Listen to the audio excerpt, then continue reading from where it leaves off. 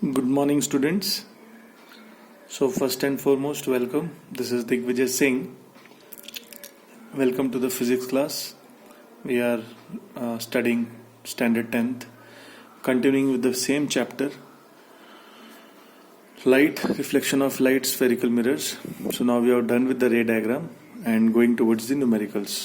तो आपको मैंने कॉन्सेप्ट समझा दिया था लास्ट टाइम. सो टुडे आज हम लोग सीधा न्यूमेरिकल्स और उसके फॉर्मूलेस की तरफ जाते हैं. तो आज न्यूमेरिकल्स नहीं टच करेंगे, सिर्फ उसका फॉर्मूला ही देखेंगे. उससे पहले I will request you again, please अपना पेंडिंग होमवर्क कंप्लीट कीजिए. Complete your pending homework, it's good for you. आपको समझ में आएगा, क्लैरिटी आएगी, क्योंकि होमवर्क कोई बहुत ज़्यादा नहीं है, सिर्फ मैक्सिमम 5-5 मिनट के काम है. Okay. So today we are going to see the basics of the numericals. So we are going to deal with two formulas. तो हमारे लिए दो बहुत फॉर्मूले इंपॉर्टेंट है. पहला फॉर्मूला है, उसका नाम है मिरर फॉर्मूला. इसका नाम ही है मिरर फॉर्मूला, ठीक है. 1/f is equal to 1/v plus 1/u. Simple formula है. आपको सिर्फ याद रखना, इनवर्स में 1/f focal length is equal to 1/v image distance plus 1/u object distance. दूसरा एक फॉर्मूला है, उसका नाम है m. तो ये पहले मैं समझाऊंगा m क्या है. m is equal to h dash by h and which is also equal to minus v by u. एक ये रिलेशनशिप है.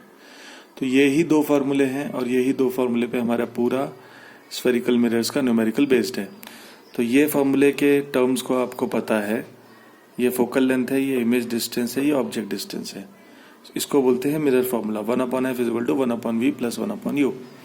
ठीक है. अब हम लोग सेकंड टर्म में जाएंगे. ये सेकंड टर्म के आपको टर्म्स पता है. h डैश आपको पता है, height of the image. h is height of the object minus v by u. v is फिर से वही image distance, object distance. u is object distance. And मैंने आपको शायद ये पहले वाले वीडियो में भी बताया, फिर से बोल रहा हूँ, मैं रिपीट कर रहा हूँ. एच डैश बाई एच को बहुत जगह पे h1 h2 के नाम से जाना है. So if h1 h2 then please know it, object will be h1 and the image will be h2. ठीक है. तो अब हम लोग कंटिन्यू करते हैं हमारा. सो व्हाट इज m, ये हम लोग अब समझेंगे इस वीडियो में. m is stands for magnification.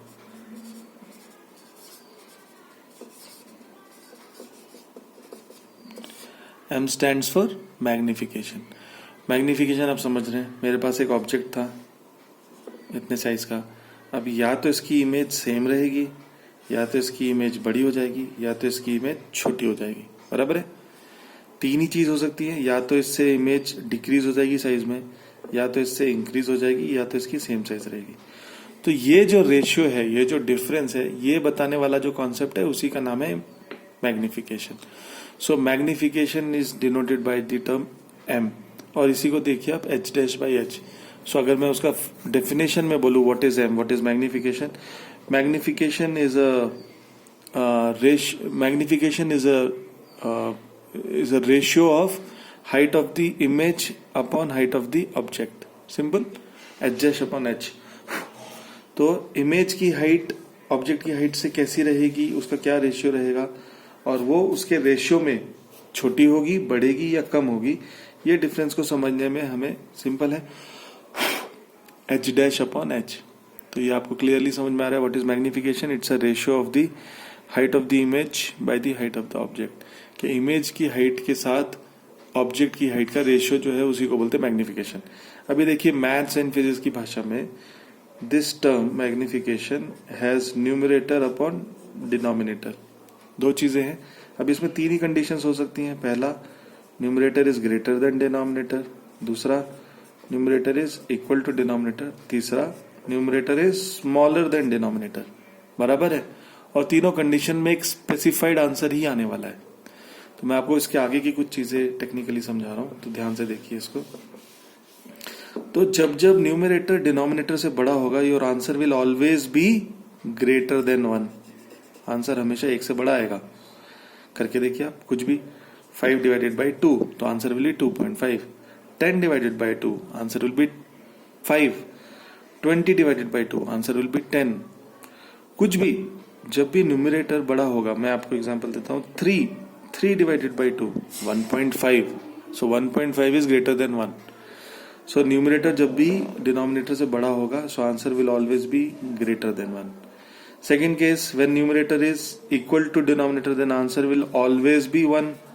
5 by 5, 7 by 7, 11 by 11, 25 by 25, 1208 divided by 1208. Answer will be 1. And the third case will be when the numerator is smaller than denominator, the answer will be always less than 1. जो आपका answer है वो हमेशा less than 1 होगा. देखिए 2 by 4 0.5. Now 0.5 is less than 1. 2 by 10 is 0.2. 0.2 is less than 1. Click कर रहा है आपको. 1 by 2, 1 by 3, 1 by 4, 1 by 5. इन सब के आंसर क्या है? 0.5, 0.3, 0.25, 0.2. 3 by 4, 0.75. इन सब में आंसर जो है आपका 2 by 3, 0.6. हमेशा आंसर इज लेस देन 1. सो कभी भी आपका न्यूमरेटर छोटा होगा तो आंसर हमेशा पॉइंट्स में आएगा, लेस देन 1. बस तो आपको ध्यान यही रखना है कि मेरा m का वैल्यू क्या आता है. ठीक है, तो अब यही दो न्यूमेरिकल है, यही दो न्यूमेरिकल से आपको यही दो फॉर्मूले से पूरे न्यूमेरिकल्स को सॉल्व करना है. अब मैं आपको वो रूल्स या थ्योरी या कॉन्सेप्ट समझाता हूँ कि न्यूमेरिकल्स में करना क्या है. आपको कुछ क्वेश्चन में दिया रहेगा, इन तीनों में से कुछ तो एक चीज दी होगी. फोकल लेंथ दिया होगा, या वी दिया होगा, इमेज डिस्टेंस दिया होगा, या ऑब्जेक्ट डिस्टेंस दिया होगा, और बाकी के टर्म्स निकालने पड़ेंगे. और क्वेश्चन हमेशा क्या पूछता है, आपको मैंने उस दिन भी बताया था, हमेशा हम लोग क्वेश्चन क्या डील करते हैं, NPS. हम लोग डील तो इसी में करते हैं, nature, position and size of the object. Nature of the object could be only 2 options. क्या हो सकता है? Real and inverted, virtual and direct. यही 2 ऑप्शन हो सकते हैं ना. या तो रियल एंड इन्वर्टेड होगा, या तो वर्चुअल एंड डायरेक्ट होगा. Position of the object, position of the object बहुत सारी हो सकती हैं. Between C and F, between an F and C, at C, infinity, beyond C, ये वो, इधर उधर, इवन बिहाइंड द मिरर, बहुत सारी अलग अलग पोजीशन हो सकती है. And then size of the object. Size of the object में भी 3 ही ऑप्शन है, या तो ग्रेटर देन ऑब्जेक्ट, या तो इक्वल टू ऑब्जेक्ट, या तो लेस देन ऑब्जेक्ट. और इसमें एक और चीज है, या तो हाईली ग्रेटर देन ऑब्जेक्ट, और या तो हाईली स्मॉल देन ऑब्जेक्ट. मतलब highly diminished and highly enlarged, वो वाला option, highly enlarge, highly diminished.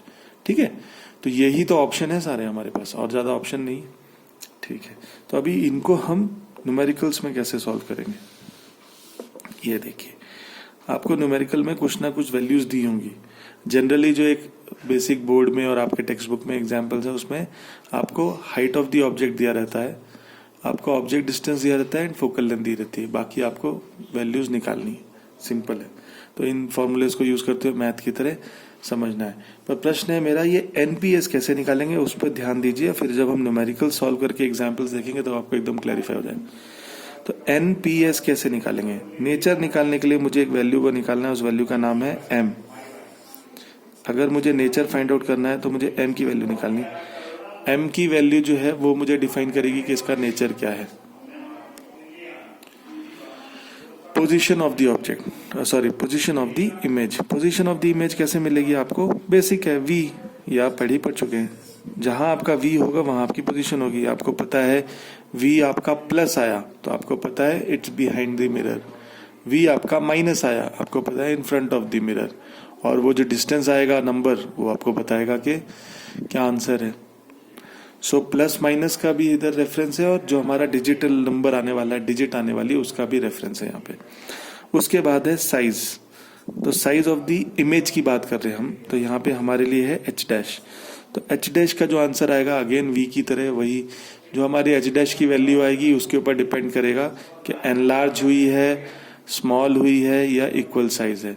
Suppose अगर आपका H 5 सेंटीमीटर था और आपका H' की वैल्यू आई है 7 सेंटीमीटर, मतलब बड़ा हो गया है. पर 5 सेंटीमीटर आपका ऑब्जेक्ट था और आपकी H' की वैल्यू आई है 2.5, मतलब छोटा हो गया.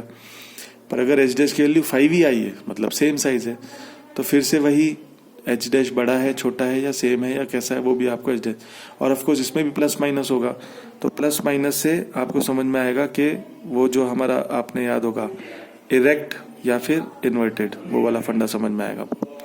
पर प्रश्न ये था कि नेचर कैसे समझेगा वैल्यू ऑफ एम से। तो वैल्यू ऑफ एम से नेचर समझने के दो तरीके हैं। तो हम लोग कैसे नेचर समझेंगे? तो नेचर समझने के लिए हमारे पास एम की वैल्यू है।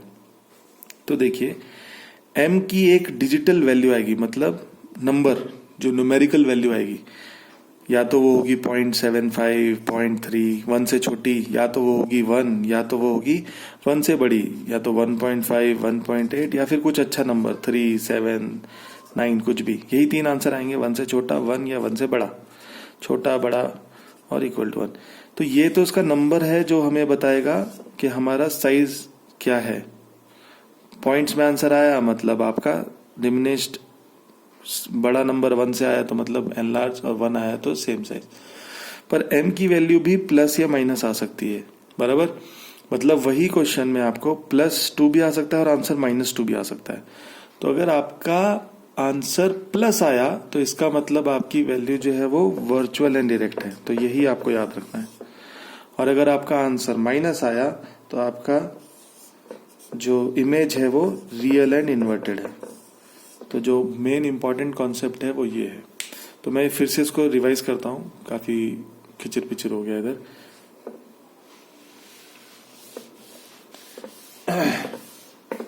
ओके, फिर से मेरी बात समझिए। दो ही फॉर्मूले हैं, 1/f = 1/v + 1/u, और एक ही फॉर्मूला है m = h'/h which is also = -v/u। तो इन दोनों फॉर्मूलेस को यूज करते हुए आपको सारी वैल्यूज निकाल रही है।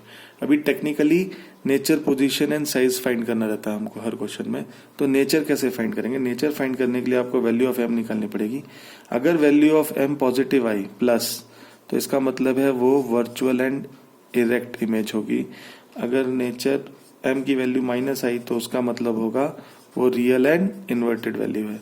आप इस बात को समझिए। अगर m की वैल्यू ग्रेटर देन 1 आई मतलब वो एनलार्ज है इमेज। अगर m की वैल्यू 1 आई मतलब वो सेम साइज है। और अगर m की वैल्यू लेस देन 1 आई मतलब वो डिमिनिश्ड है। ये भी आप समझिए। अगर m की वैल्यू इन्फिनिटी आ गई मतलब हाईली एनलार्ज है।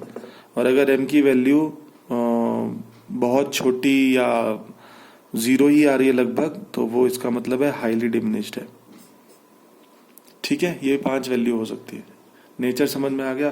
पोजीशन तो एकदम सिंपल है, v आपको बताएगा एग्जैक्टली कि कहाँ है, प्लस माइनस जो भी होगा तो फ्रंट ऑफ द मिरर और बैक ऑफ द मिरर। और साइज आपको कौन बताएगा? h', height of the image.